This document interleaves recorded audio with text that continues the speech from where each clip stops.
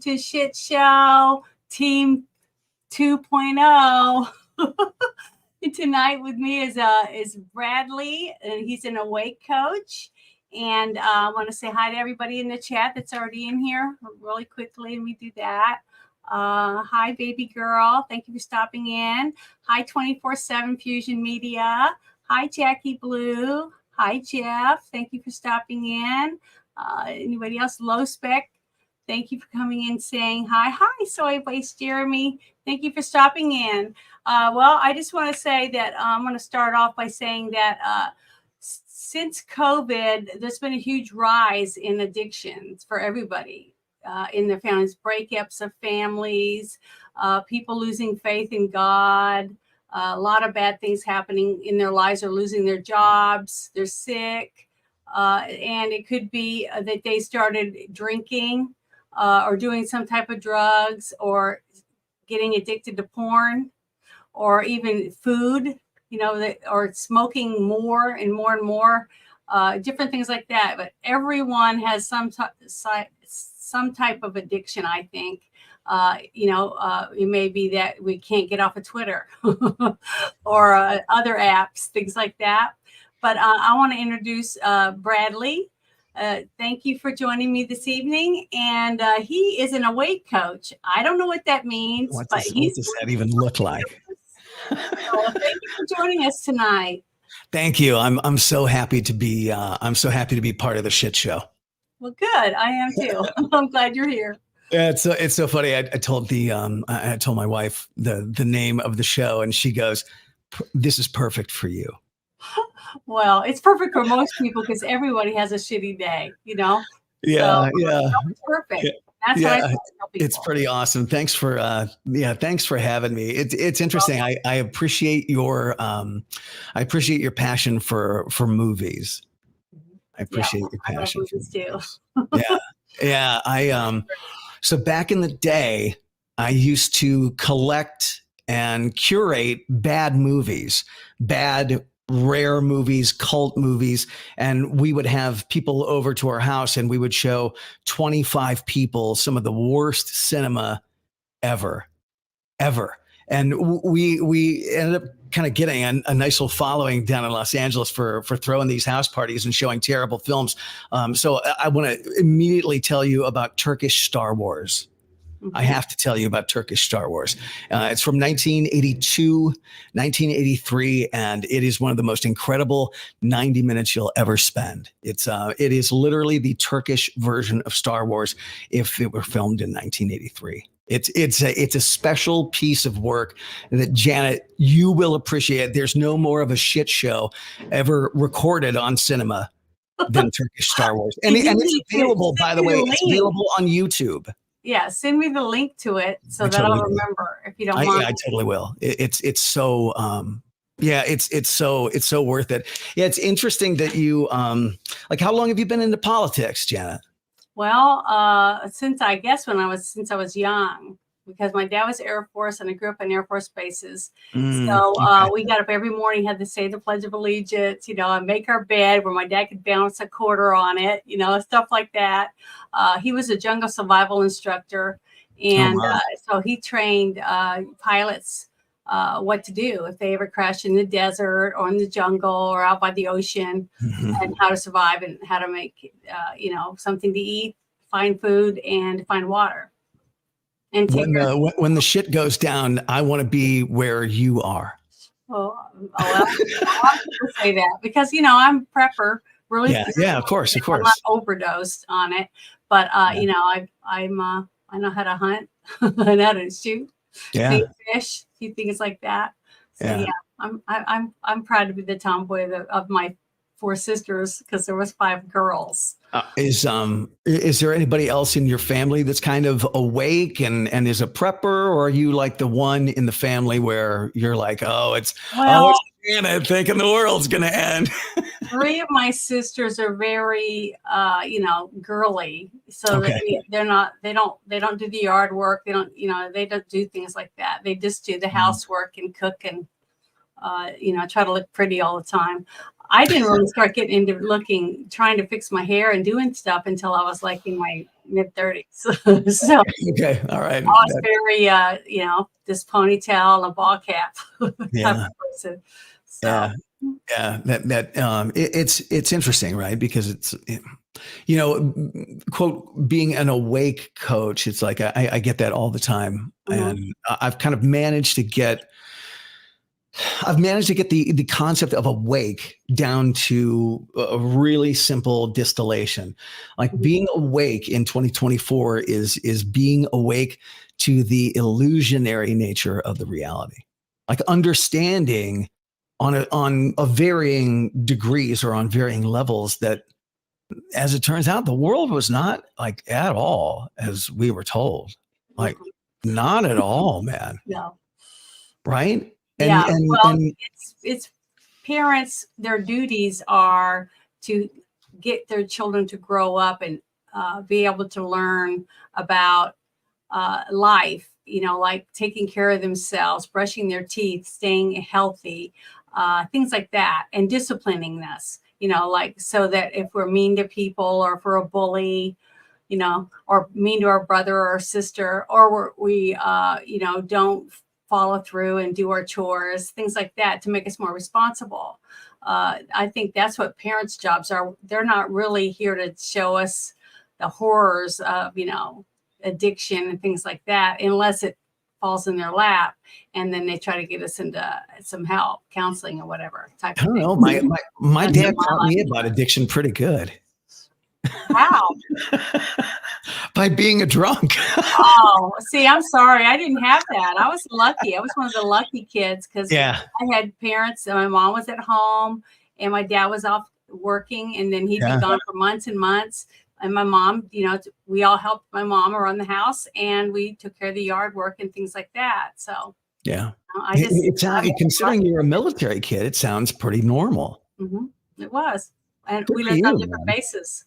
So good for just you. Like I said, I was lucky because I didn't see a lot of racism or anything like that, because there were blacks, Hispanics, Asians, whites, everybody all going to school and on the base all the time. I never saw only white people or only blacks or Hispanics. Yeah. I was never in that situation.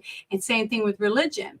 When we would go to church, it wasn't a focus on one type of religion. It was like non-denominational, on Sunday when we would go. So yeah, I was, I guess, sheltered from a lot of things that I didn't realize until after I graduated from high school and I started seeing what real life was like.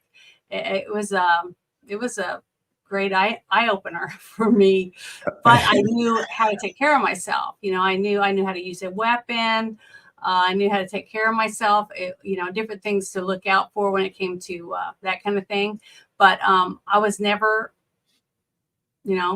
I wanted to drink. I never, I snuck cigarettes out of my mom's purse a few times and to show off in front of my friends when I was in high school that I could smoke and cough my head off. But, all kids do stuff like that. We all experiment with something if it's, around us where we can get our hands on it.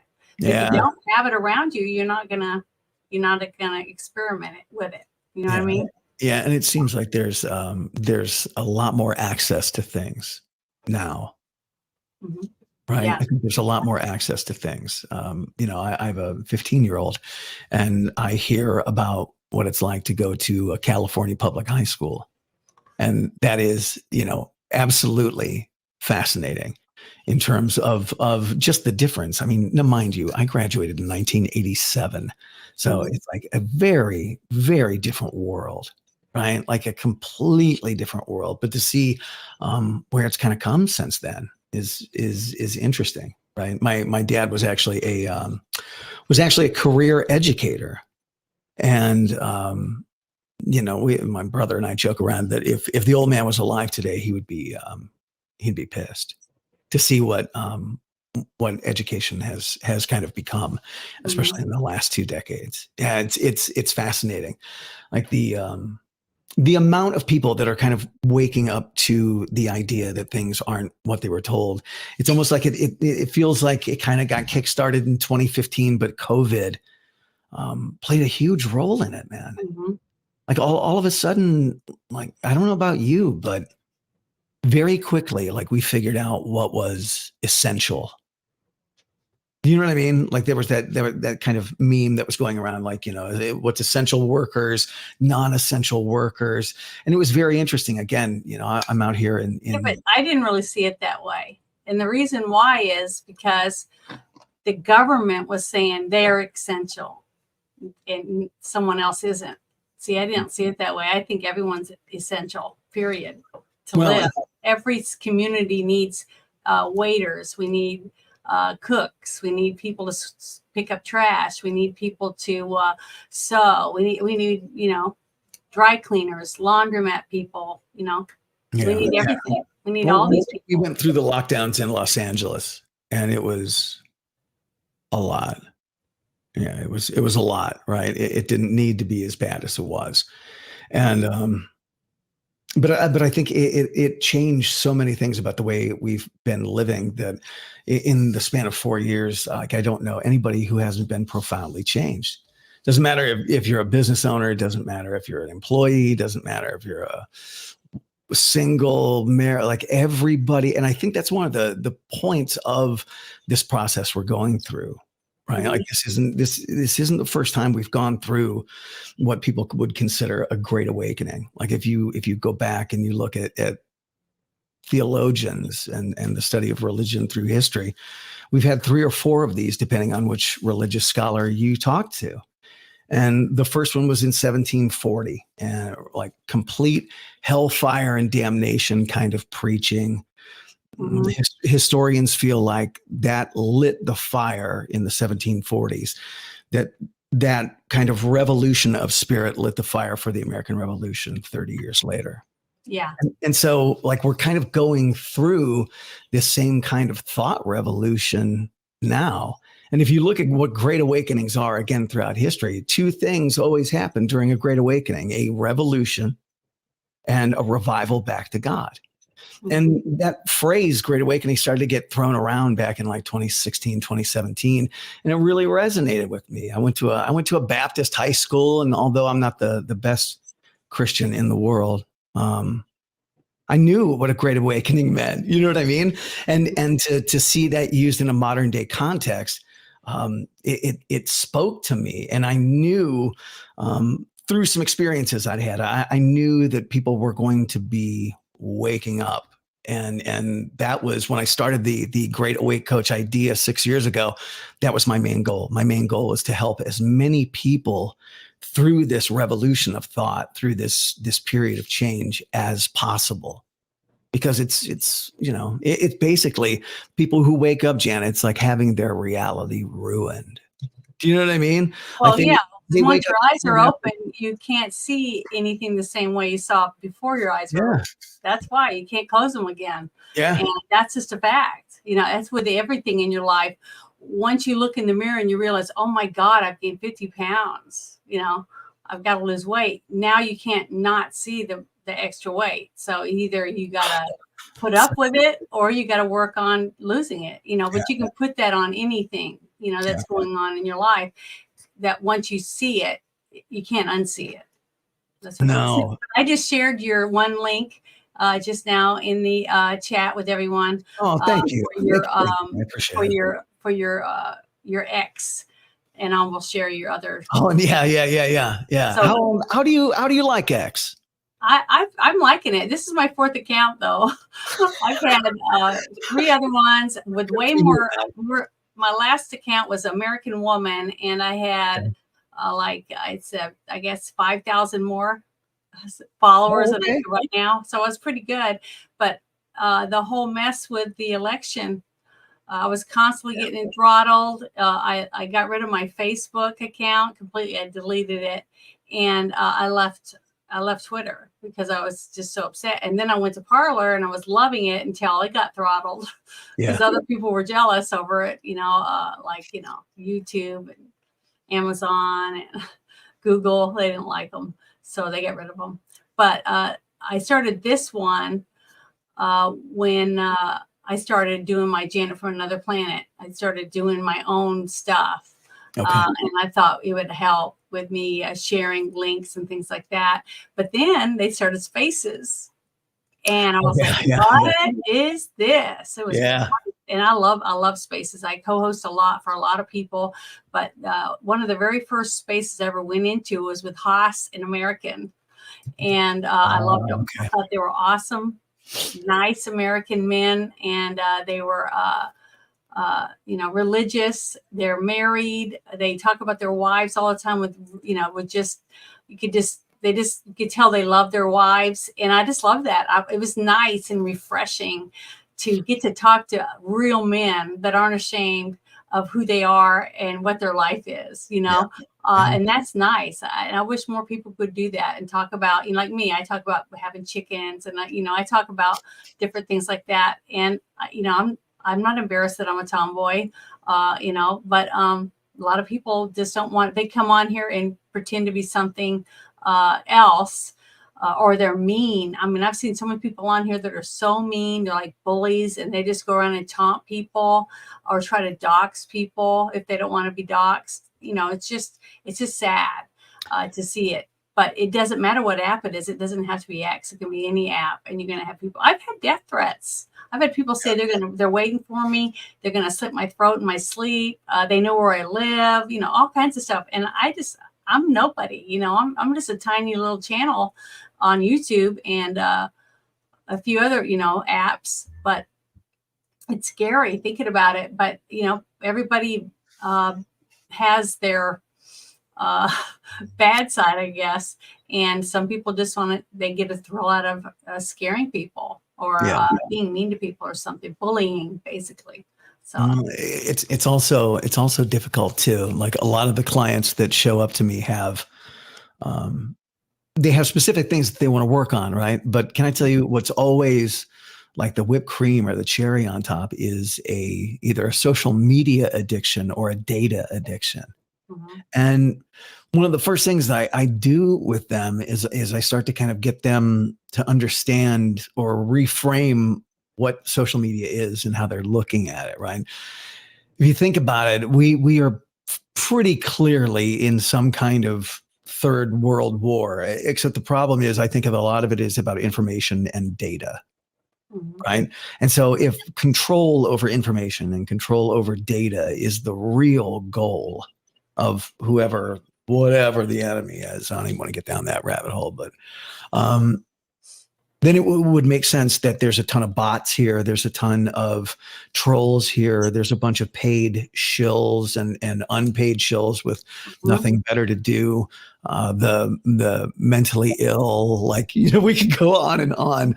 And they are all on these social media platforms. And so I'm to a point where I'm telling my clients just to take 30 seconds, 60 seconds, you don't have to stand on one leg. You don't have to wear a funny hat. Just take a minute, understand that you're going onto basically like a digital battlefield in a way. Say a little prayer, make sure that you're feeling well protected, and then go in and do what you have to do, because it is like too much of this stuff will addle the mind. It'll make you nuts. It'll make you nuts. But the thing is, you have to, it's like anything, you have to ration it out, know. If you put a cake out in front of you and you cut it up, but you sit and you eat the whole cake, why did you cut it up in pieces? Because you just stuffed yourself. You gorged yourself on something you knew you shouldn't because you have no self-control. So the whole thing is teaching yourself self-control to a degree to where, but you can't starve yourself either, because when you try to go cold turkey on anything, it just makes you want it worse, right? Yeah. So you have to do it in bite-sized pieces or something like that. I put it that way. Yeah. When I work with people with alcohol addictions, we never, ever, ever do cold turkey. Never. Never. There's a fantastic book out there by the name, the author's name is Alan Carr, and he wrote a couple books, right? How to quit smoking, the easy way to quit smoking, the easy way to quit drinking. And it's fascinating, right? Because you can, if you try, I swear to God, 90% of you can actually taper down slowly steadily over the course of like 2 weeks, 3 weeks, you taper down, you can quit anything. You can quit anything. And you know, one of the things I tell my clients is it's like, okay, would you prefer to quit over the course of 3 weeks, quit naturally, quit gradually? You get to regain control. You get to regain self-esteem, or would you like to go to meetings forever? And they go, okay, I'll taper. The thing is, I've got a few friends that started going to meetings for different things, for Weight Watchers, or you know, different things for church, or different things like that, or just community service type meetings, you know, like Junior Chamber of Commerce or other little things that they have like that. And they don't want to stop going, because that's their one way of feeling like they're doing something for the community, but they meet new people all the time. And they're also friends outside of whatever it is they're doing at that weekly meeting, or the every 2-week meeting that they go to. So a lot of people do it for socialization, you know, that join groups and things like that. But if you're doing something with it, you know what I mean, and you're helping others, then you get an enjoyment. It's like it's like endorphins. You're raising endorphins every time you're doing something for someone else, because it makes you feel good. The isolation from a couple of years ago, I think, is still kind of rippling out. I'm glad to hear that people are still going to churches, still getting out, still meeting in groups, right? Like it is important, especially given how screwy it was for a couple of years. Yeah. Right. That's scary. Yeah. Well, I wasn't like that though. If I went to an establishment and they said I had to wear a mask, I didn't go. I went somewhere else. Yeah. Or I went to a food truck to buy a sandwich or whatever, you know, depending on what was going on. A lot of my friends started doing the online ordering their food, you know, and then they'd go and pick it up and they'd load it in their car and they'd go home. But I was lucky, because during this whole thing, I was in the transition of leaving one state, moving to another one. Okay. And I also was, you know, going to a lot of events for Sarah Huckabee Sanders, right? Because she was going to be running for governor for Arkansas, and I was moving to Arkansas. So, you know, I went to a bunch of her stuff, and I just love her. I think she's awesome. She's so powerful, and she's so real when you get to sit and talk to her and stuff. She's just an amazing woman and a good mom, from everything that I could tell. And she's already digging in the state of Arkansas, like saying she was not going to comply to Title IX. Oh yeah. Oh, I've seen several things she's gone out on a limb for, man. So the thing is she's not afraid to do it, because she knows that's what the people of Arkansas wanted. That's what we've asked from her, and she's doing what she said she was going to do. Yeah. And the people that didn't vote for her, you know, they know that she's going to do it because she said she was. So, you know, it's just something they have to deal with. But the thing is, it's nice. It's a nice, refreshing change when you do go somewhere, or you meet someone that says they're going to do certain things, and then they do it. You know what I mean? They follow through. It inspires you. It makes you want to. And the bar for politicians is so low. Yeah, it is. The bar for politicians is so low. What do you think? For everyone. It's not just politicians. Yeah, it's true. I've seen people in church, people, I mean, at jobs where they just go, you know, they feel like they're going to get paid anyways. Nobody wants to work, so they're not going to fire me. That's the attitude. So people have this lazy attitude. I've seen a lot of that. I have seen flip-flops in church. Yes, I have. So yes, I have. I'm from California. We started all that. I'm so sorry. No, I don't think so. I think it's in every single person. If you let it, you know. I think we're all capable of doing anything. I mean, I think we're all capable of murder. I think we're all capable of you know, bad things, doing bad things, depending on the situation you're put into, or the life you grow up in. And it's all good is in us too. I think there is good in us. And that if we are nurtured properly, if we're handed the right tools to help ourselves, I think most of us could crawl out of our own hole if we just had the tools that we needed. Yeah. I Yeah, really yeah, do. yeah. The deck is very much, at least in 2024, the deck is very much stacked against the average person kind of Mhm. getting their shit together. It seems like the reality is like it's either designed to most of the reality seems to be either like to drain your batteries or to get you off course. You know what I mean? Keep you off course too. Yeah, yeah, yeah, yeah, yeah. And I don't know. It's very interesting because it feels as if we are on the verge of something, but this process has taken a long time, man.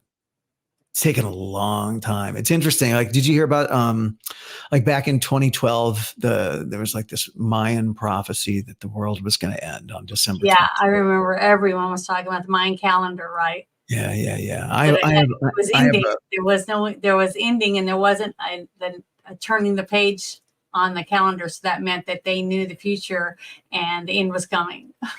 it was interesting because nothing happened. Obviously, the world didn't stop turning or what have you, right? Mhm. But I feel like in a way they weren't wrong. They weren't completely wrong, but it wasn't the world that ended, but it was like the version of reality that we've been living in for a while. It feels like that is ending, that's falling away, right? Like you're seeing almost every single part of the reality is a cartoon. It doesn't make sense anymore. And you can go and look at significant endings throughout time, whether it's the end of Rome or the end of the Weimar Republic in the 20s. There are markers for these huge shifts, and we are in the middle of it, man. And so that's why, like, I love listening to music, but I'm really picky about the music that I listen to, right? Like I still love films, very picky about the films that I watch, the television that I watch when I do watch TV. It's just because like none of it, like the more awake you get, the more you see the weird stuff in the movies and the TV. And then you're kind of, it starts to lose like its luster, like with the professional sports thing. Janet is a great example. Like all of a sudden 2020, 2019, they started getting incredibly political. And people were like, hold on. Like, no. I want to watch you tackle somebody. Like, you know what I mean? I just want to watch you tackle somebody. I don't necessarily want to hear about politics while I watch you tackle someone. Well, it's called entertainment for a reason. It's supposed to Yeah, 100%. entertain us and not an agenda. We're not watching it. Now, when we go to church, okay, this is another thing that I've mentioned. I have 4 sisters, and if I went to church with my 4 sisters and we're sitting all side by side in a pew, and the pastor's up there and he's giving his sermon, and we're finished and we get done and we say bye to everyone when we go and we get in our car, we're going to go lunch or whatever, and we're all talking about the sermon, but all of us are going to take tidbits of the sermon out, different portions of it for what we need to fill, okay? Because we're all sitting there, we're all sisters, but we all have different needs. We all have different things we're going through in our lives. So we take away what we need to sustain us, right? So the same thing with everything that's going on with the COVID. When everything started happening with the lockdowns and stuff, certain people were pushed more than others because some people in certain situations, it didn't affect them as much as it would someone else. Okay. So, but the other thing that might happen, like let's say wearing the mask or being forced to wear a mask, some people said, I'm not wearing a mask. Well, it caused them to have to go somewhere else. So it started changing their choices because now they couldn't go to all the places that they used to go every week. Now they can't go there because they're mad. They don't want to wear a mask. Then you have other people that were wearing 5 masks at a time, driving down the road in their car by themselves, wearing a mask. So more and more people were slowly changing their thought process to feel like they fit into whatever the government was telling them that they needed to be doing for themselves. Yeah. And then the same thing is that some people that got the shots, they were always sick. Every time I turn around, they were like, we can't go anywhere. We got the COVID. I'm like, didn't you get the shots? And they said, yeah. I'm like, oh, see, I never got sick and I've never had the shots. Okay. I never had a single shot. Yeah. And, but I don't smoke. I don't, I don't do drugs. I try to take care of myself. I exercise. I get sunshine. I get fresh air. I wash my hands. See, that was the one thing. I have allergies. Okay. So when I walked up to the store and I saw them forcing people to clean their hands with sanitizer and they were wiping the handles off of the carts and things like that, I was happy because I don't know how many times I've gone in and got a cart and we shop and all of a sudden my hands are itching because somebody had something on their lotion on their hands or whatever. And I was allergic to the sulfur in the lotion or different things like that. And I'd have to carry wipes with me in my purse anyways and wipe my hands off. But I was excited because I thought, well, if more people wash their hands and less people are going to be sick. You know, that's just like what wasn't it, Madame Curie that saved millions of people's lives because she started making people wash their hands and clean more to keep more people from getting sick and spreading diseases and stuff. So you can learn things from events if you're receptive. You know, you have to be open to paying attention and finding a way around something or how we can fix this problem. Yeah. Instead of panicking and just becoming a zombie for the government, basically. And that's what I saw a lot of. And I still see it. I still see people that are doing it. But I had friends before COVID that had immune problems and they wore masks and they also wore gloves. And I try to tell people, when you're wearing that mask and you're running around, what is it supposed to stop? They'll say, oh, the virus. And I said, well, what about your eyes? You know, allergies get in your eyes too, not just up your nose or in your mouth. And they just look at me like they didn't know they didn't have an answer because they didn't think that far. Yeah. You know, they were just trying to fit in and do what they were told. And I just thought it was ridiculous because it was my allergy doctor that told me, don't get the shot. We don't know what's in it. And if I get all of my patients get their shot and they all have an allergic reaction and have strokes or heart attacks or anaphylactic shock, you know, I won't have any patients. He said, here's the paperwork. There's nothing on it. It's blank. I can't give it to you in good, you know, I can't feel good about giving something to someone when I don't know what's in it. And especially bless his heart, man. So I was lucky. You know, that's what I said. That, man. I was lucky. He was a good man. Yeah. Yeah. Thank God. Mm-hmm. Thank God. Yeah, it's fascinating. And, you know, if you spend any time on Twitter Spaces and whatnot, or any time on X, you're so far ahead of the curve. Like, we know about things way before they happen, right? And I don't know. Did you go to Telegram when you got kicked off Twitter? Yeah, I'm on Telegram. I've been on it for a long time. Yeah. But I'm not on it as much as I am on X. You know. Yeah. You know, I'm on Discord and X more than any of the other apps that I'm on. Yeah. I use the most. Yeah, I have high hopes for X. I feel like the Spaces thing could be global talk radio. Well, we're live on X right now. Oh, hi. I'm doing live on X. I've been trying to use this platform to the fullest extent that I can. You're such a good conversationalist. I forgot we were even taping. Well, okay, well, thanks. This is great. I mean, because I'm on Rumble right now. I'm on X and YouTube. Yeah, that's awesome. So Janet, where do you think this is all going, man? Like you're pretty tapped in. Well, you're pretty tapped into like kind of like all of it. If you look at the intersectionality of what we got coming up in the next 12 months, like and this one, it's one of my favorite. It's all gonna go down to November.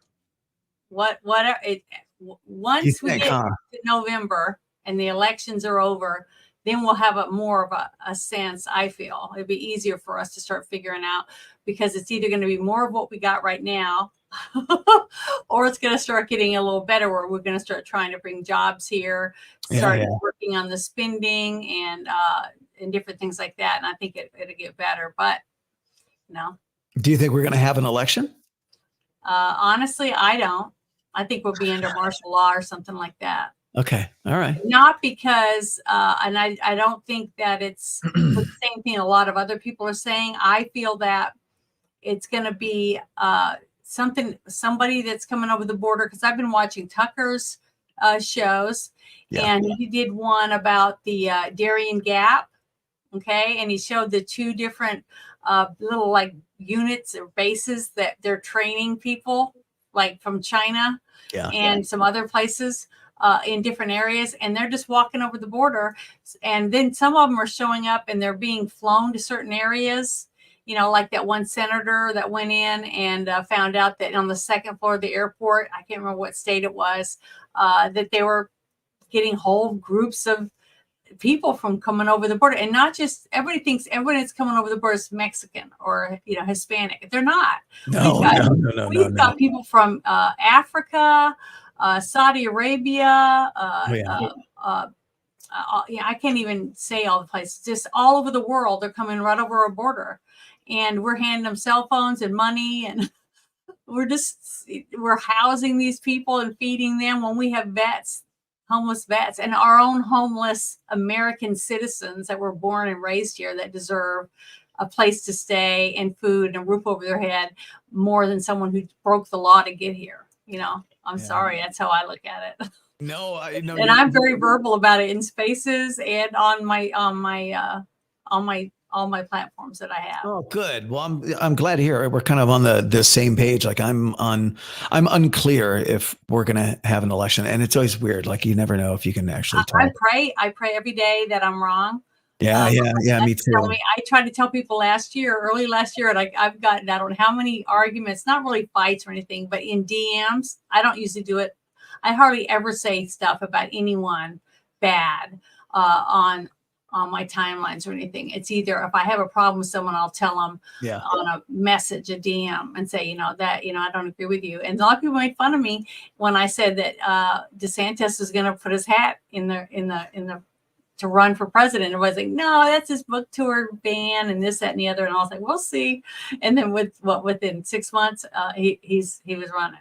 So, if you pay attention and you read and you listen to what people say and you see who's hanging with who, you start going, something's up with that. Something fishy's going on. Like the whole China balloon things, they were saying it was Chinese balloons. Well, the thing is, I don't think it was. I think it was our own government putting them up and to see how we'd react. And most people did nothing. Most people did nothing and said nothing. They could have put anything in those balloons and exploded over any town. Yeah, correct. With any virus or anything they want, chemicals or whatever they wanted, and people weren't doing. People weren't shocked. That's what's scary, is that people are not reacting to anything. It's like they're numb. People are numb to everything, and it's like, look over there. See the pretty bird? Everybody turns to look when something's going on over there. See. Yeah. It's the oldest trick in the book, right? Just like they say, why let anything go to waste? Use everything. Throw everything at it. Why not? Yeah. We're paying for it. Nothing's coming out of their pockets. It's all coming out of our tax dollars. So they're not out anything except for a little bit of their time. These politicians, right? I'm so glad that people I'm so glad that people are starting to wake up, man. It makes me really happy. Like I burned through a couple of marriages, a couple of houses, a couple of careers, right? Like I burned through a lot of life and a lot of people because I could see this 20 years ago. Mm-hmm. And it's been a strange, it's been a strange existence, like being able to see what other people can't. So if nothing else, and I say this all the time on Spaces, it's really nice to have some company. I don't feel nearly as crazy now.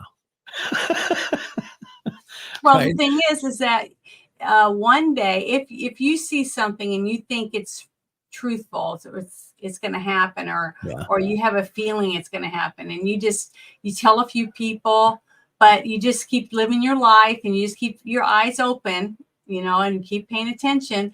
And if it is the fact and it comes true, then some of the people you've talked to are going to say, wow, you were right. I can't believe that, but then, but that you knew and you were preparing for it. You see what I mean? So the good thing is, like me, like I said, I started raising chickens. I've got a little greenhouse.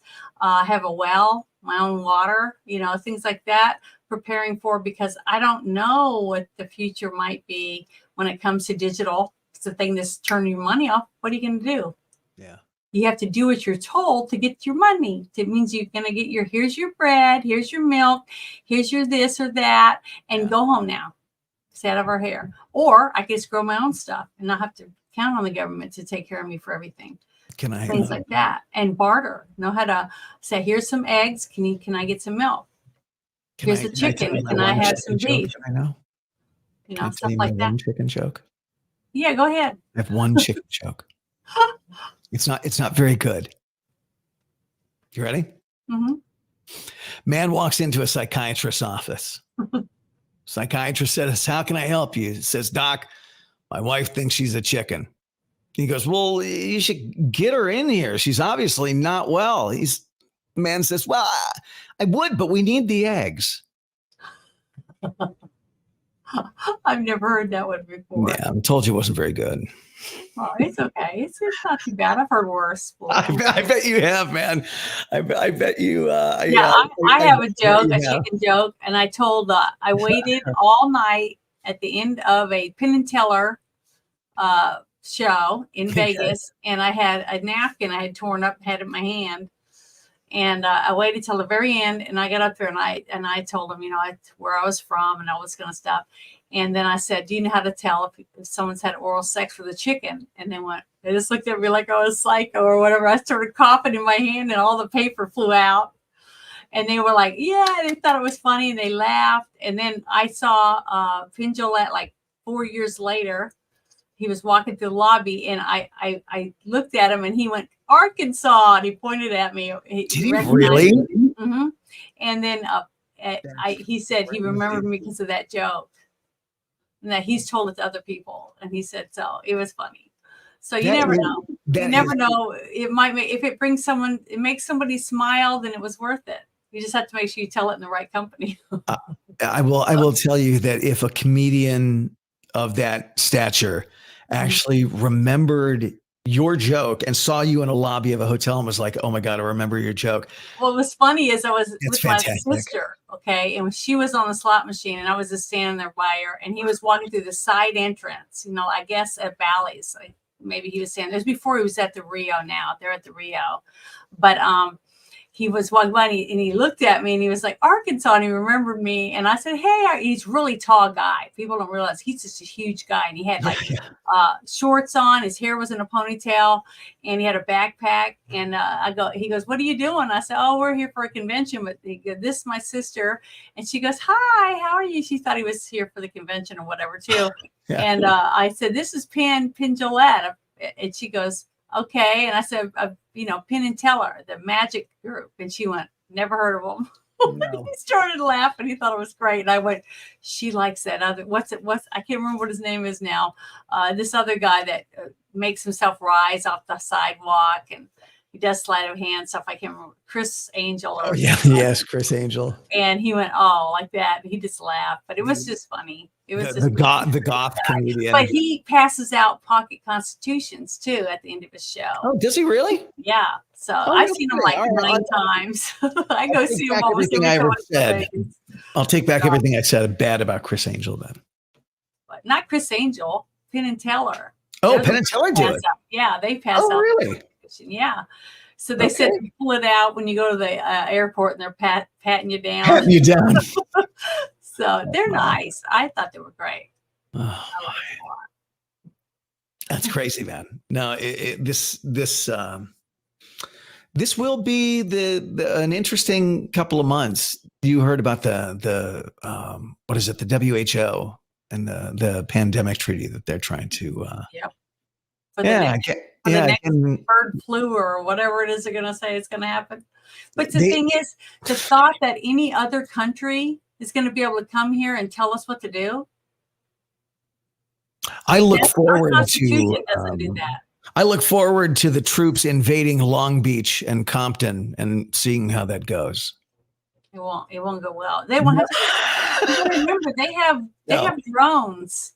Yes. They have impulse things. Those can go out and stop all the vehicles today. Basically the electric stuff in your vehicle. Turn off the power grids. There's so many things they can do. That way, you got to think about it. People can't go, but 4 days without water, and people will riot for water. When their kids are begging for water, they're thirsty. People will fight for water in the streets. So all they got to do is control the masses. That's all the government has to do. I personally don't, from my understanding of things, and I've been wrong about timing in this process over the last 6 years. My sense of timing has been off, but in terms of me being able to kind of predict or see things happening, it's been pretty good. I got an okay track record, and I just don't. I think the military has war gamed out Civil War scenarios, and I don't think it will ever get to the Mad Max sort of, fighting in the street. I don't think it will get like that because it can't go for more than 4 or 5 days, right? Otherwise, everything starts the wheels inevitably come off of things. Mm-hmm. Right. So I personally don't think it's going to get that bad. Although I think you're right about the folks we have coming over the border. I think at some point there's going to be things. That's what I'm saying. They're going to blame it on someone. So it's either going to be someone who came over the border that's causing harm on us, or it's going to be Russia, or it's going to be China. See? They have plenty of Russia. Russia just takes the shit for everyone. I know, but this administration, that's what they use. Yeah. That it's never gonna be them. None of them cause problems. All they are there for is to help us, right? Help us. I don't know how they're helping us. They're hurting us in everywhere by emptying our reserves of fuel. I mean, they're sending we don't even make medicine here anymore. I mean, they're hurting our country. We are a huge country. We should be self-efficient. We should have our own food grow. We should be able to grow our own food and send food out for money. We should be able to get olive oil out of the ground.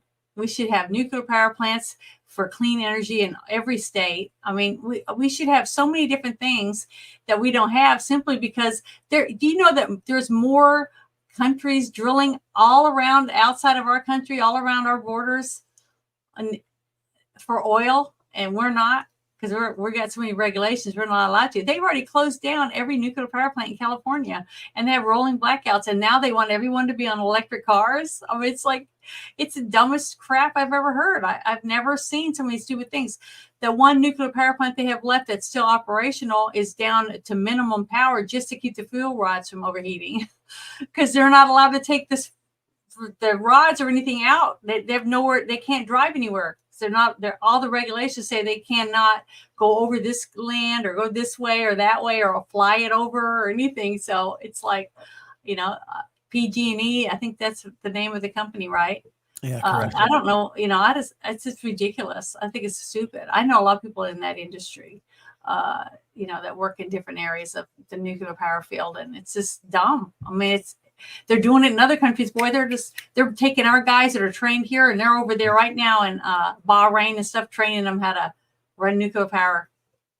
I'm glad the rest of the I'm glad the rest of the country is starting to figure out what we out here in California have known for a long time. And it's literally impossible to govern this poorly by accident. It's literally not accident. Excuse my language. It is literally fucking impossible to run a state the size of California into the ground. Why do you think they want to do that? Around and do it. It's just, but we've been running this state like a charity for 40 years. Yeah, but what do you think they're getting out of it? What is it they're doing it for? It's not for your people. It's not for the people of California. No, well, you have to understand that the Chinese infiltrated California 50 years ago. Mm-hmm. And so it's not really like it's in the United States, yes, but it is a Chinese territory. It's a Chinese territory. And so me, I don't even live there.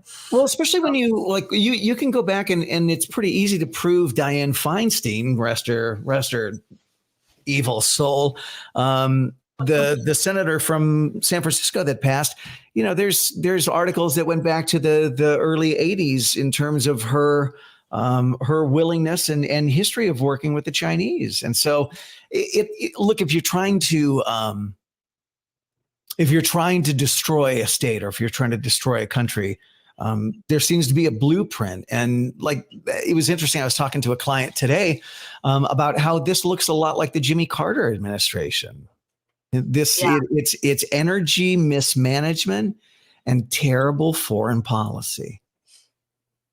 Right. And that seems to be a repeat. Like, I'm old enough to remember the first Reagan years, right? Like, I'm old enough to remember it. And I just feel like it's history repeating itself. It is going to be fascinating, Janet.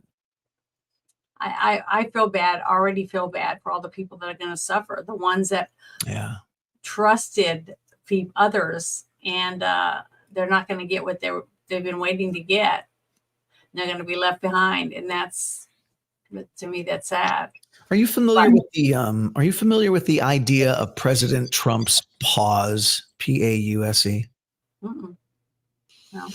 So I might, I'll send you a link afterward, but he has said on several occasions, he's talked about this period of time as a pause. Mm-hmm. And I find that really interesting.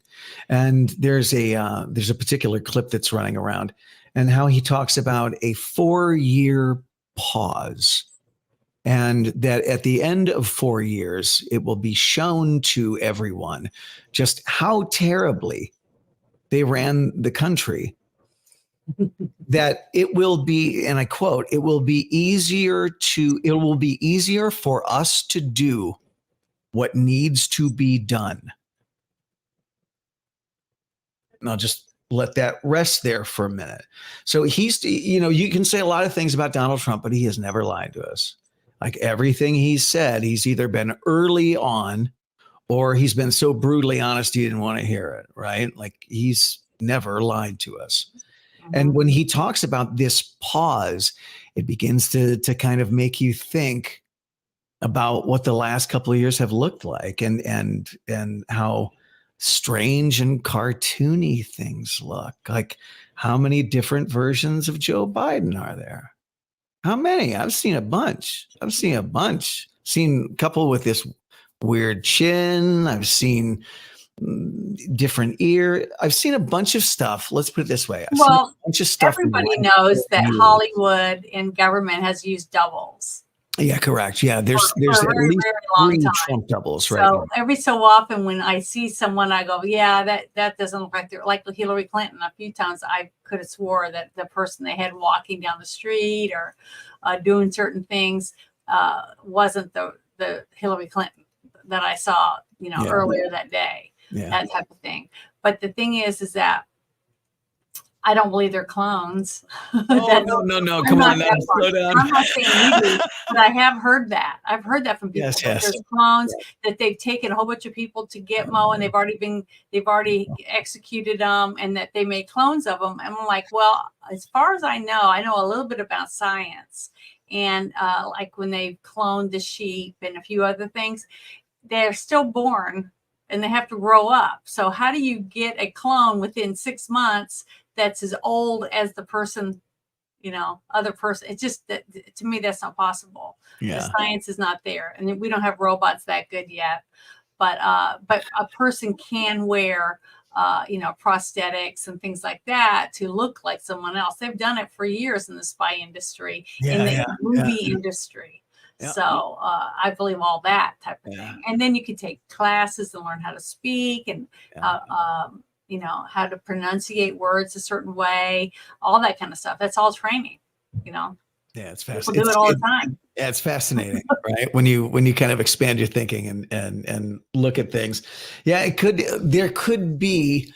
That's why I don't get too hung up on things. There's a lot of talk about psychological operations and that kind of stuff. And it's gotten to a point where, I don't know about you. Have you kind of pulled back on your intake of data? Have you kind of pulled back on your intake of news? Because I don't watch any, hardly any television at all. I don't watch any local news. I research, someone will tell me something. I'll say, did you hear about the earthquake or whatever? And I'll look it up. But I go to like 4 different places to find the information, Yeah. things like that. So I don't pick one area to find the information. I look for multiple things. And if I can't find it on multiple, it's only on one source, then I don't believe it's true, because you can have some, just like this whole thing with Ukraine. I'll use that as an example. During some of the other excursions and things that we've had boots on the ground reporters, talking, and, like what happened with Laura Logan. I think it was Laura Logan was the one that was kidnapped, right, in her group. Oh, yes. Yeah, I believe it she was on the ground, okay, trying to tell the truth so people could see it, and she got attacked because of it. But Ukraine, there's nothing. All I ever see from people that actually live there and from Russia is people on vacation, people on a yacht, they're traveling, they're going to dinner, they're in a nightclub, this kind of stuff. I'm like, this doesn't look like a war-torn, people laying all over the place dying war like he did when we had these other things going on with Saddam Hussein and some of the other stuff that was going on. It's like, and then we have a president that says, oh, we're going to leave. We have to leave right now. And they up and leave it, millions and millions and millions of dollars worth of weapons and stuff for them to use against us and bring over our border and attack us with.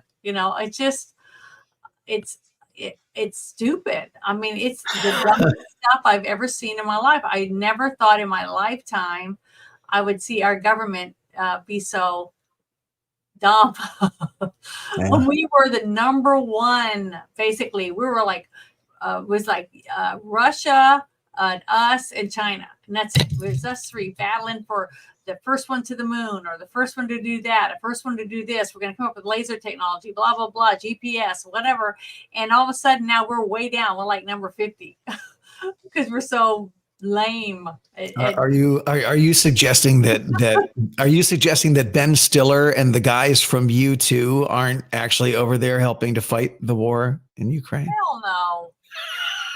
Hell no, they're not. It's all of it. It's just ridiculous, stupid shit. Yeah, it is. Yeah. To me, it's just dumb. I movie. feel people that actually believe all that stuff, and they're getting their source from one source or something. They must just sit and watch CNN all day long, or Fox, or whatever, one news station, and that's all they believe. They don't believe anybody else. Yeah, no, it's dumb. It's fascinating. I'm sorry for them. They don't think for themselves, and that's another thing I've seen. I see so many people that cannot have a thought of their own. I've been in many spaces and argued with a few people, not fight. I'm just saying have disagreements, because they'll say something and this, that, and the other. And I'm like, well, that doesn't make any sense. Why would they do it that way? And I'm not ashamed or embarrassed to voice my opinion. And I've had people say, oh, you're just a dumb bitch, or you're just a C word, things like that. Really? You can call me names if you want. It doesn't hurt me at all. It's just a word, but you're just calling me names because you don't have an answer for me, right? Is that why you're calling me names? You can tell when people lash out for things like that. It's usually because they don't have nothing else besides fighting. Or they're being paid, or they're being paid. But there's been spaces that when they first started, that I would go in and I'd listen. I'm like, this is weird, or this is dumb, or it just was stupid, or whatever. And I would never go. I just don't go in them. I don't go in them anymore. I haven't gone in a lot of those spaces at all. And I don't have to. I'm in like 25 DM groups, right? And they're all talking about the space. Oh, look how dumb this person is. Listen to what this dumb's saying, that kind of stuff. So I don't have to go in. I just listen to what the other people are telling me. I'm like, thank God I didn't go in there and waste my time. That's the thing.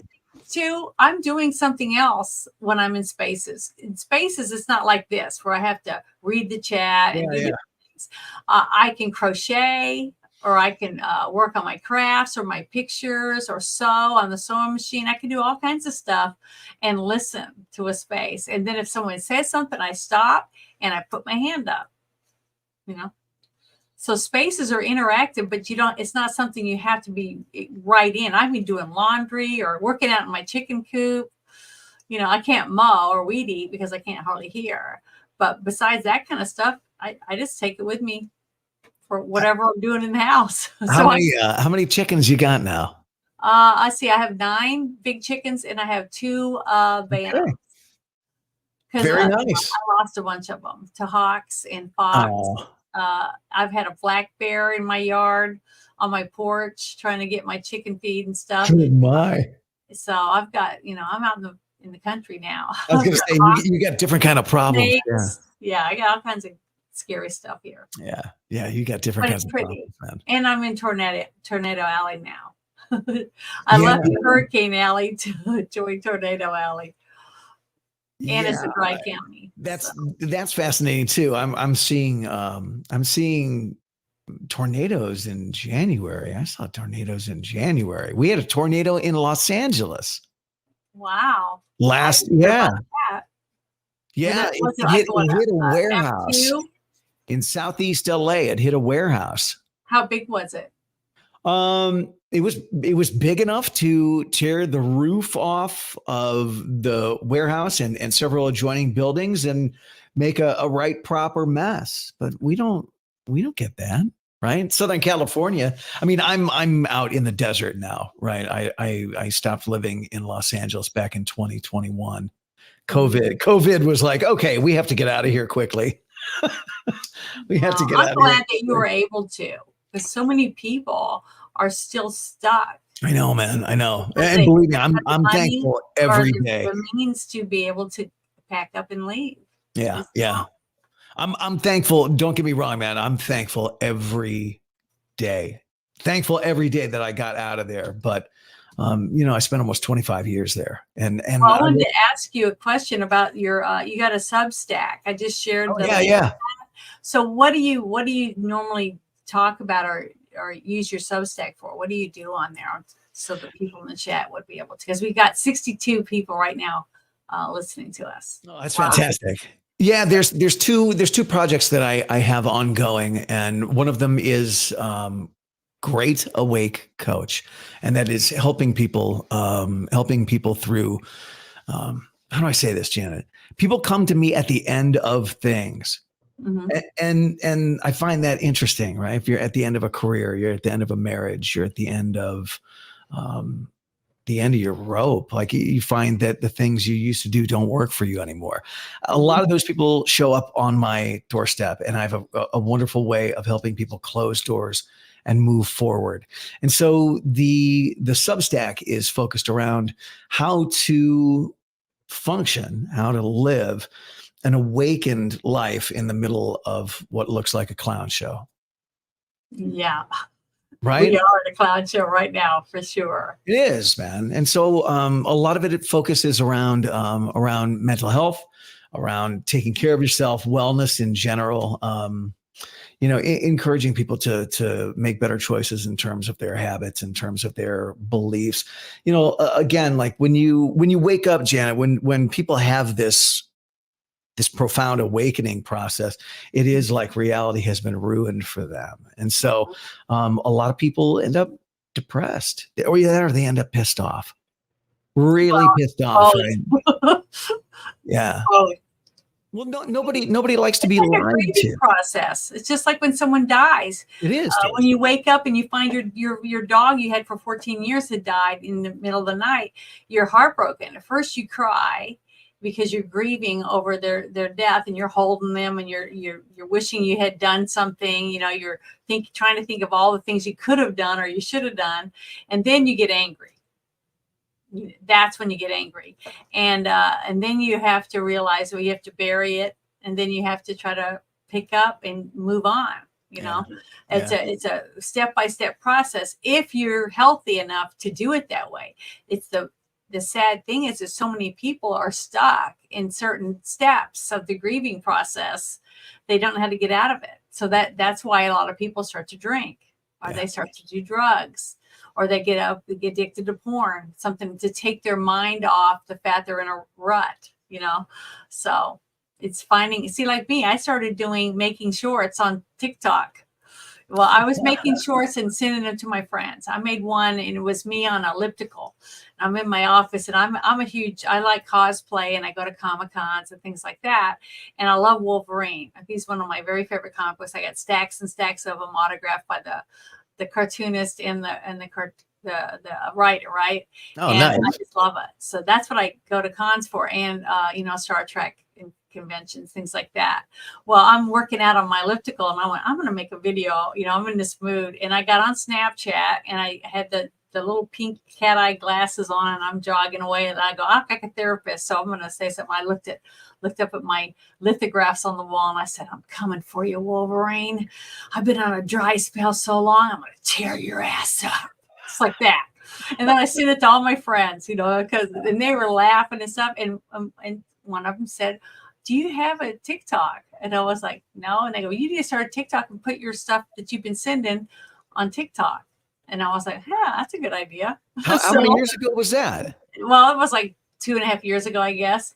And so I started doing that, and it was great. And then I was already on YouTube because I would wrench for a lot of my nerd friends because I'm a big geek, right? So I would go to like Nerdrotic and Doomcock and just Geeks and Gamers and Ryan Cannell's channel, Comics Division. I'm in all these different rooms that I used to hang out with because during COVID, that's what my entertainment was. I started using YouTube and Rumble and a few others, Odyssey, whatever other stuff people recommended. And I started playing Goat Simulator, on Xbox because it was fun. So I started doing all this kind of stuff to fill in my time and not be, I don't know, depressed. Try not to be depressed about it because there wasn't anything else I could do about it. I couldn't, I didn't get the shot and nobody wanted to be around me because I hadn't got the jab. So I was like, oh, well, I just spent a lot of time with myself, but I entertain myself because I'm crafty. I make crafts. I make quilts out of old t-shirts. I make handbags out of old used plastic bags from Walmart. I make yarn out of it and crochet a new bag, stuff like that. So, plus remember in New Orleans, you can sell that stuff. The tourists, there's tons of tourists. So I always was able to sell all my stuff I make.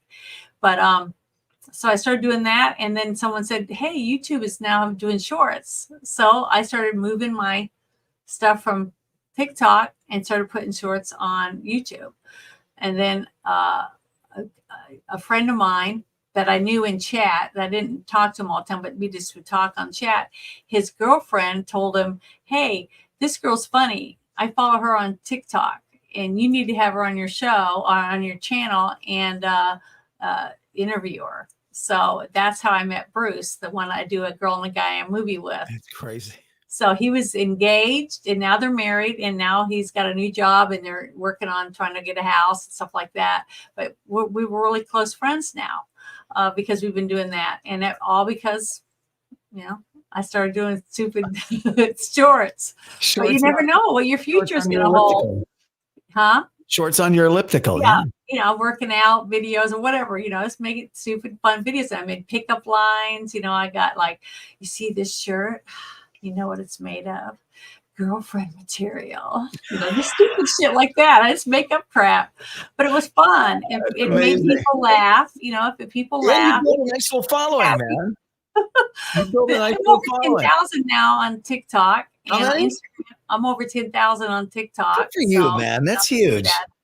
But it's fun, but it keeps me out of trouble. I'm not doing anything wrong. I'm just trying to help people have. You're one of the few people using social media in a healthy way, Janet. Well, that's just my personality, That's just who I am. And I try to help other people. They'd say, hey, why don't you come on my show? So I'll go and I'll hang out with them and laugh. And it's so funny. I so rarely meet people as well adjusted as you. I don't meet you people very often. That's why I tell people I had good sisters.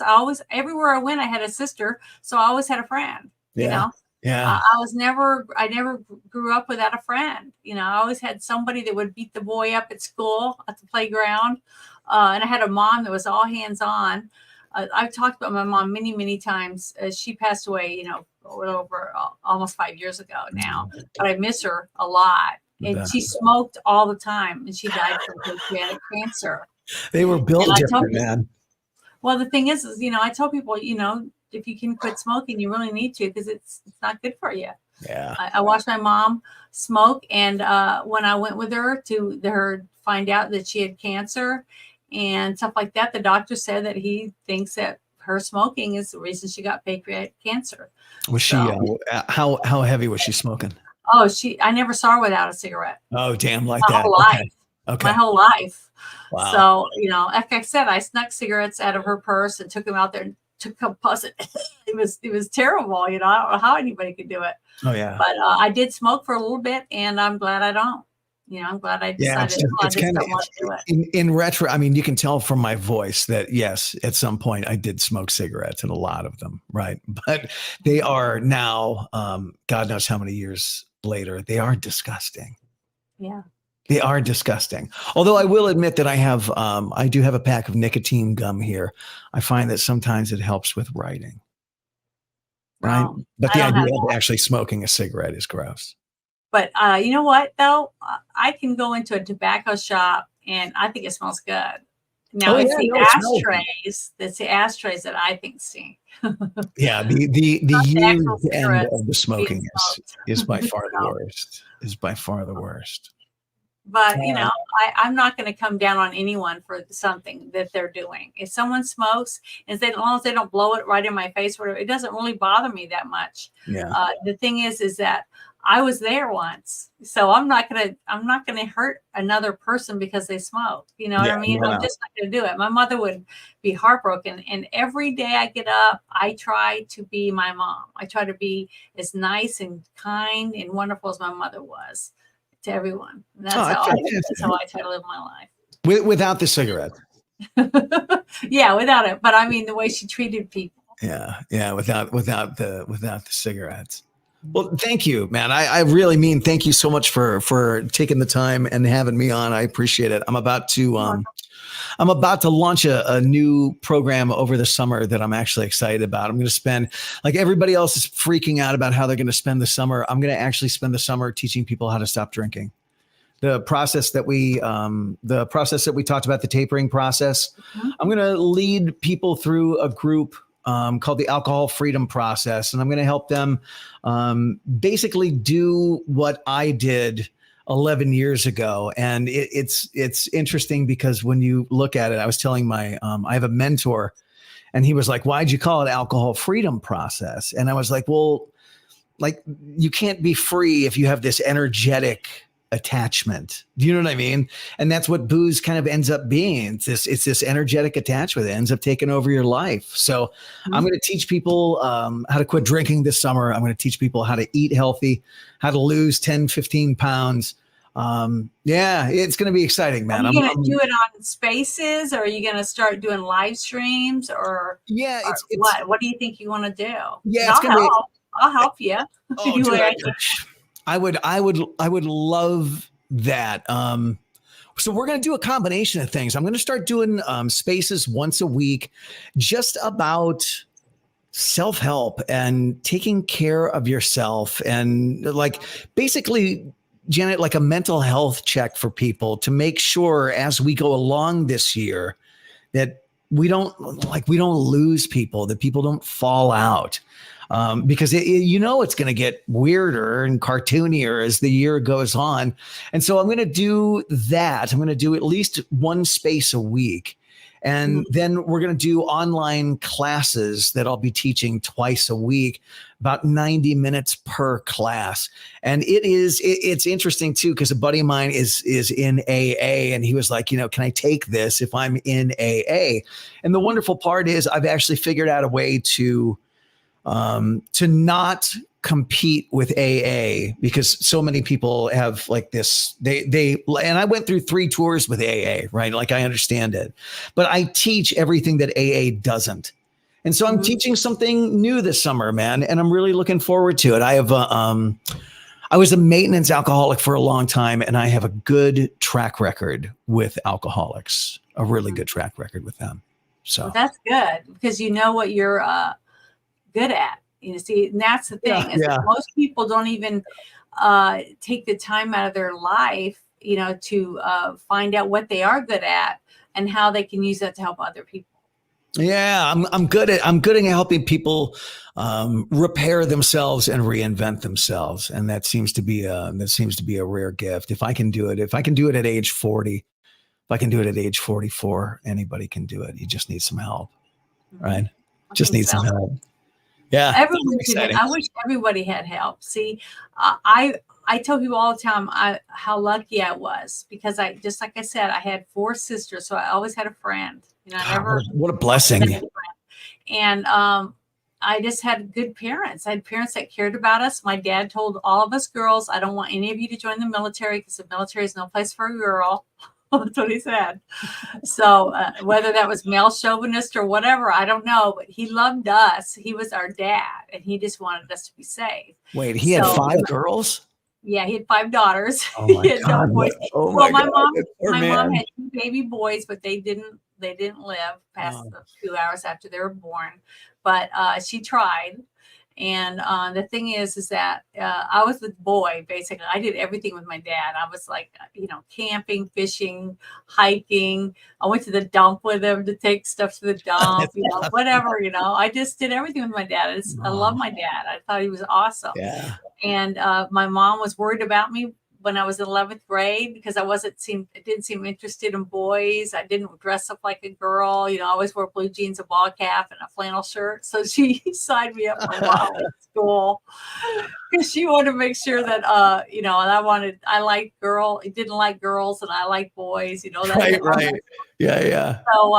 So, you know, once I started going to modeling school, I was like, wow, it's kind of nice to fix my hair and do my makeup. And so I didn't want my sisters to do it because they were always harassing me. You want me to dye your hair blonde? Let me do this. I'm like, no, I don't want to, you know, I don't want to do all that shit. Were you the youngest of 5? No, I was the middle one. Oh, okay. Oh, good. So, but yeah. Good. And the thing is, and I'm 5'9", so I was tall. My sister above me and below me, both of them were shorter than me. They were like 5'6". So, and built like, you know, Mae West kind of build. I was built. I'm still built, you know, athletic. But now I have gotten heavier. My mom kept telling me I would one day. She said, I was a late bloomer. So are you, blah, blah, blah. Yeah. But it'll catch up with you eventually. But, you know, I enjoy it. I mean, I don't like doing it all the time. And I'm not going to, you know, people say, well, I bet you get hit on at the gym. I'm like, not really. I wear, you know, a baggy shirt, sweatshirt, or whatever, have my hair up in a bun. I don't, you know, wear makeup and shit to the gym. But I see girls that come in and when they're, you know, that skin tight little pants with a thong on the outside of their pants, you know, and they got the perfect makeup and everything. And I was like, oh, they're not here to work out. You know, they don't even sweat. I'm there 2.5 hours. They're fitness influencers, Janet. So yeah. Not me. I go because I actually want to be, you know, I want to stay tone, you know, I don't want to be all buff, you know, like, or walking around like that, like Arnold Schwarzenegger or anything, but I want to be healthy. Yeah, know? Of course. Right. Yeah. You don't want to be the elderly person that be healthy if you're not healthy. If I'm sitting there drinking like, you know, what is a aspartame drinks loaded with aspartame or tons of salt because I'm drinking Red Bulls and all that stuff, so much sodium and all that stuff in it. And then I'm telling people, oh, you shouldn't smoke. You shouldn't eat chocolate. You shouldn't do this. You shouldn't do that. Then I'm a hypocrite, and I can't stand that. It's one of the worst things is to be a hypocrite, and I don't want to be one. It is, and there's lots of them. There's lots of them. Yeah. See, if you spend a day on X reading everybody's posts, you can see a ton of them. So they're everywhere. Thankfully, I am mostly too busy to dive into that minutia. It's been 6 years and a lot of time on social media, so it's I get on and I go to different. I pretty much go to like Gadsden. He has a space. And yeah. What's his name? Michael? His name's Gadsden. Yeah. So I'll go to his spaces, and he usually does his on, you know, whatever his topic is. And then I'll go to Americans, or I'll go to Miles's. And there's a few others that I might go into for a little bit, like Caroline for Congress. I'll Oh, go I in love hers on her shows. Saturday. Yeah. You know, I got to meet a bunch of nice people, and I've gone on their shows. You know, I've gone on their channels. So, but I was a YouTuber way before I was ever on X. And if somebody invited me to go to play Dungeons and Dragons on YouTube, I'd be doing that instead. So that's just the way it is. That's But amazing. I love that stuff, you know. That's amazing. I just love using my imagination. Well, I wish thank more you, people could do man. it. Really, this was a really wonderful way to spend a Thursday evening, Janet. Thank you, man. I appreciate it greatly. Well, you're welcome. The thing is that you know, if you get ready to do your next step where you're gonna start doing stuff, just let me know. Oh, thank you. I That's, try to help that's you out super if I sweet, can. man. Yeah, I'd love that. If nothing else, it's all kind of driven to be of service to other people, right? To try and help people through a very, very strange time. Yeah, A I know very strange people that time. are going through some really tough times, health problems, Yeah. cancer, other heart problems. Yeah. You know, tons of things like that. And you know, I never ask them, you know, did you get the jab, or you know, what happened to you and stuff like that. I just, if they want to tell me, then I let them. But I tell them, you know, I don't really feel comfortable sharing personal stuff on this app. So, you know, we'll get change numbers or whatever, that type of thing, and talk that way. I feel a little safer about it, even though I know if they want to find out something, they can do whatever they want, basically the government. But, you know, it's not the government that I'm worried about on some apps, because they're constantly getting, you know, like hacked, things like that. So I just tell people, you know, don't share personal information with people online. You know, I even make videos about it. You know, if you meet somebody and they're real attractive and they got 2 first names, you know, whatever, you know, all this stuff, they say, let's go to WhatsApp, you know, give me your WhatsApp information, run, you know, don't hang out with them, because they're going to probably try to rip you off. Yeah. You know, just try to be safe. Use common sense. Yeah. A high level of discernment is needed right now. 100%, right? A lot of questionable actors out there. Well, thank you, man. I appreciate it. I'll reach out to you.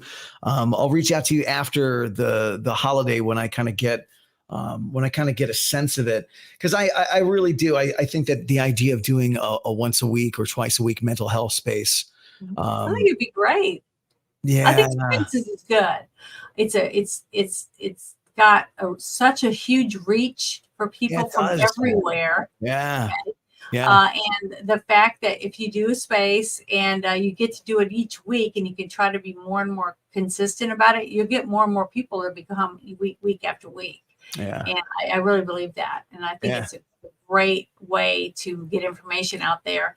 And I'm not on it all the time either. I mean, like today, I was hardly even on. I check it every so often to see if I had any messages and stuff, but I didn't hang out on it all day because I was busy trying to get other things done. You know, my laundry. I got a house. You know, I was going to say, you actually have a life.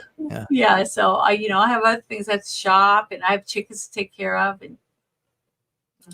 Well, yeah, by all means, if you, I'll drop you a line. Any suggestions you want to make to me regarding time of day of the week, anything like that. And you know, I see you kind of lurk in spaces. We lurk in a lot of the same spaces sometimes, and it's great because I do feel like within the Spaces community that there is this nice little kind of rock solid, dependable family of people, right? And I haven't had that on a social media app in a long time.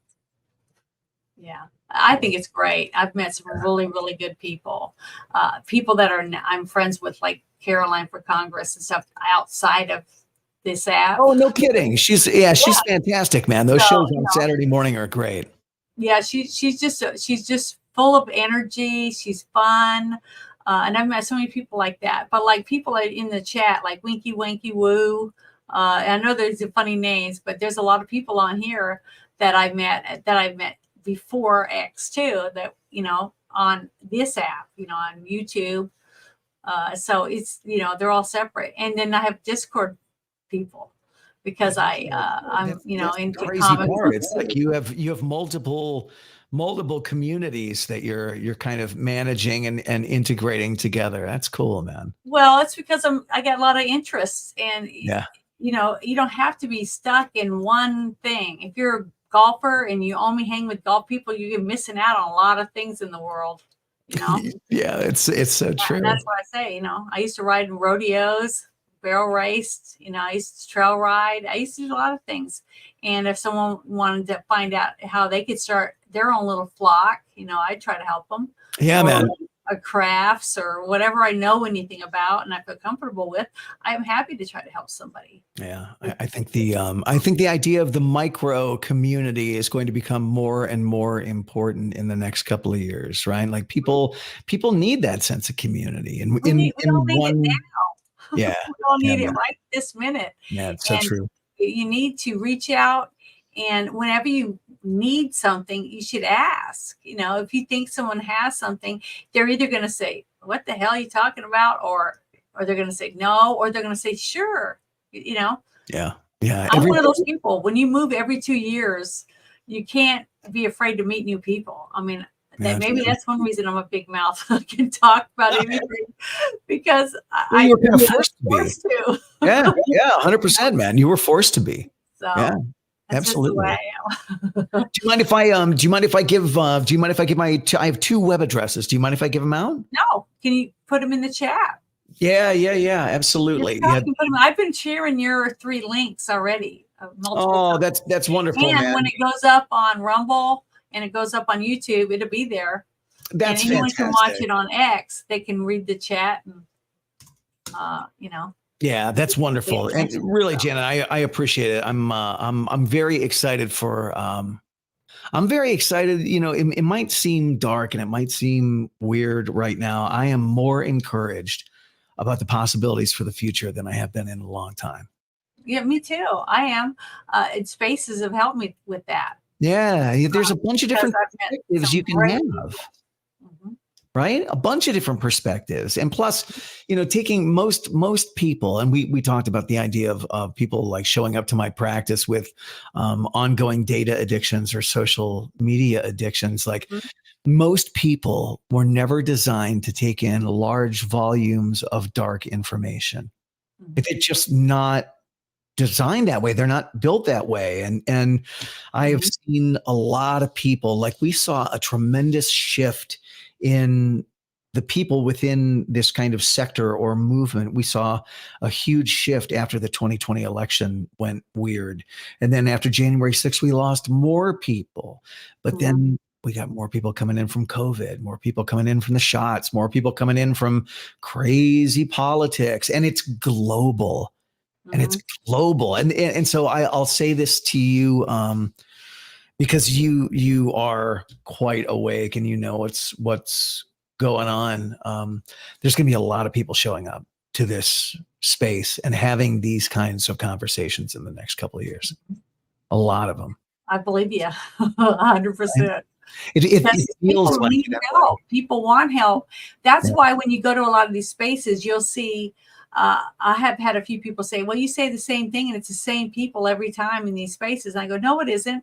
Even if there's only 4 new people each day at the bottom that don't talk or ask for a mic, guess what? I get DMs from a lot of these people. Thank you so much. I liked what you had to say, and things like that. So there are people out there that are looking for something. They're looking for a place where they belong.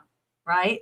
And if you're offering them that, they're going to reach out to you. They may not speak in your space, but they're going to reach out to you because you're the one that was talking about something that they needed. See, that's the difference. And even if no one else knows that they talked to you, who cares? That person's helped and you feel good and you got those endorphins because you're helping them. Yeah. See? Yeah. That's how I look.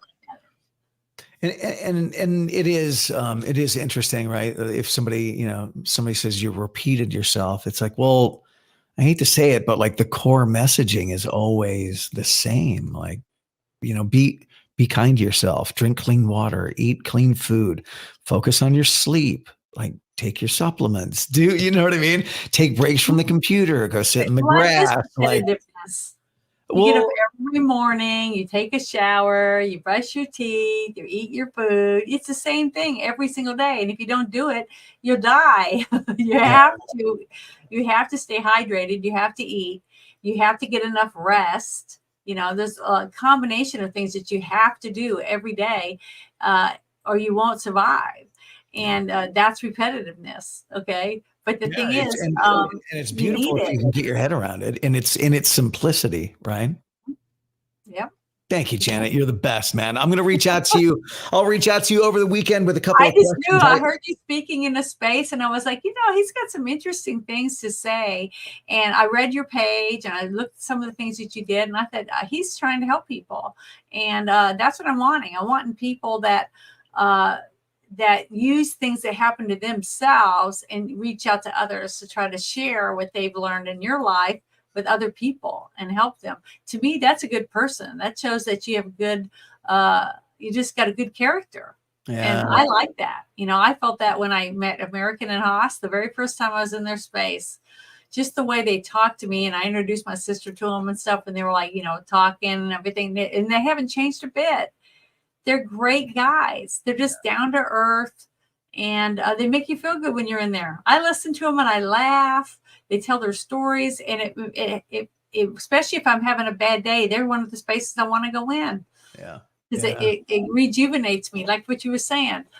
You need to know what channel to go to for whatever's going on. What music do you listen to when you need a boost? What do you want to listen to when you want to just you know, feel sorry for yourself for that short amount of time? Everyone does that, you know. Nothing better than an old country record for that.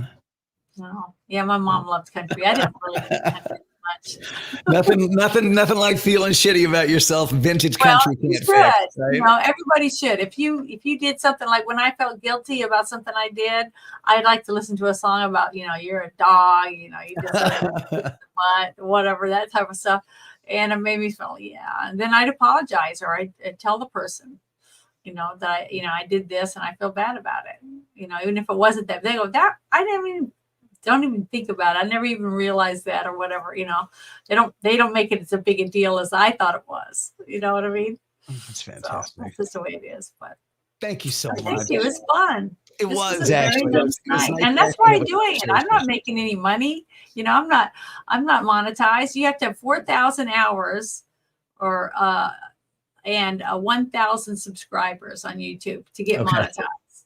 Yeah. But I have a strike against my channel right now, and I had my channel for 3 weeks. I lost my channel for 3 weeks because of they said I had medical misinformation because I had an interview with the Surgeon General of Florida talking about how we're going to stop the COVID shots until we find out whether or not it can cross through the membrane of cell membrane and change the DNA or alter the DNA. You know, I was like, okay, the Surgeon General is now considered misinformation. Isn't that crazy? Misinformation. I know, but oh well, I lost my channel for 3 weeks. I still have a strike until June 2nd right now. And plus I got in trouble because I said pedophile instead of minor attracted persons. And another time I got in trouble was because I posted a 7-minute video about Comet Ping Pong, and they said that I was cyberbullying Hillary Clinton and John Podesta. So I was like, well, you know.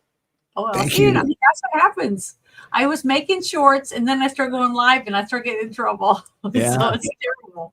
Thank you. You know, and I don't know if anybody's ever said this to you before, but in all seriousness, like dead serious, thank you for doing that. Like, thank you for putting energy towards trying to spread awareness. Thank you. Like, and I mean that. Man. I love doing it. It has to be done. Yeah, like somebody's got to do it. It has to be done. And I'll remind people on my way out the door that this process that we're in, it does not end in November. This change process that we're going to be going through is like the next 10, 20. Think about what we had to unravel regarding Uranium One, Spygate. Think about all the things before COVID, and then add on COVID and then add on the the TP lockdown. dossier that people still believe in. This is going to take a long time to unwind. Mm-hmm. It's going to take a long time to unwind. But I think that's part of the reason why the awakening process of the general public has taken so long. Like you can't, it's almost like feeding a baby bird. Like you don't want to take a 5-pound bucket of seed and dump it over the bird's head. You want to give it just a little bit at a time. And I think that's what they've done with the general public. But if nothing else, thank you for doing that work and putting that energy towards trying to be part of the solution. Like so many people are bitching about the state of things, but when we take action and when we actually do things like that, it seems ridiculous, like trolling Hillary Clinton. It matters though, dude. It matters. It does, and it has to be done. Somebody told me that, well, why do you tell people to sign up to work the polls over and over and over again? I said, because the elections haven't happened yet. After November, I won't have to, at least for a while, right? Yeah, at least for a little while. If we have one person in every polling station in the United States, and they're like you and I, they're not going to let anybody cheat in front of them. Yeah, correct. See, that's the difference. And, I do the polls. I work the polls. I just got through with 4 months of being on a jury poll, where you have to be ready at any day to go in and to be interviewed to be on a jury. Yeah. So, the thing is, if we don't do it, who's going to do it? I would like to have some decent people on my jury if I ever need a jury, not people that are all trying to lie and whatever to get out of it. I want a person that wants to see that I get a fair trial, just like I would for someone that I'll never meet. I'll never know them, but I would sit there and try to be the best juror I could possibly be, because it could be me one day. Jeez. And I wish more people were like that, Yeah. I really do. I just wish there was more people that are willing to work the polls or put signs out or pass out food bags or work Toys for Tots, and do things if you have the extra time to try to go do stuff in your communities and stuff.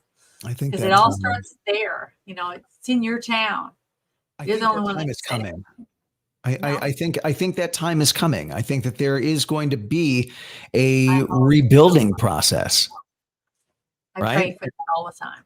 Yeah. And I feel like that's a lot of people a lot of people in this movement or in this world feel like they're doing jobs that they don't remember interviewing for, right? Mm-hmm. That there's this passion, there's this fire within them, and they don't even know why they're so invested or doing what it is that they're doing. And I do feel like at the end of this, there is going to be a rebuilding process, and people like you and I are going to be a part of that. And people who have never quite understood why they are here, or they've wandered through life feeling lost. I think that the next 10 years are going to give people a very different sense of purpose than they've had before. I do. I hope so. I do. We're just going to have to go through a shit show first. Mm-hmm. That's right. We're in it right now. I really believe that we're in the shit show right now. Right. Welcome to it. We just gotta find our way through the shit and find the little tiny nuggets of truth, put them together. Yeah. Until we have enough, till we get more people to believe it, And that's what we got to do. And that's what I'm trying to do. Slowly but surely, Jay. Slowly but surely. Thank you so much. Thank you for joining me this evening. I really appreciate it. Oh, really? It was wonderful. Thank you. I just want to say thank you to everybody in the chat for hanging out with us. Thank you, everyone on X, everyone on Rumble. And without you guys, we would have no reason to do it because there's no one listening to us. But, I like it. I like it a lot. I like really do enjoy it. And I just want to say thank you to everybody. And you guys have a wonderful weekend. I think it's Memorial Day weekend? Yeah, man. Long weekend. Memorial Day's on Monday. So. Had a great, nice, hopefully sunny weekend, no tornadoes, and all good weather for everybody. That would be really great. But I just want to say thank you to everyone, and I hope you guys have a wonderful, wonderful weekend. God bless you guys. Thank you.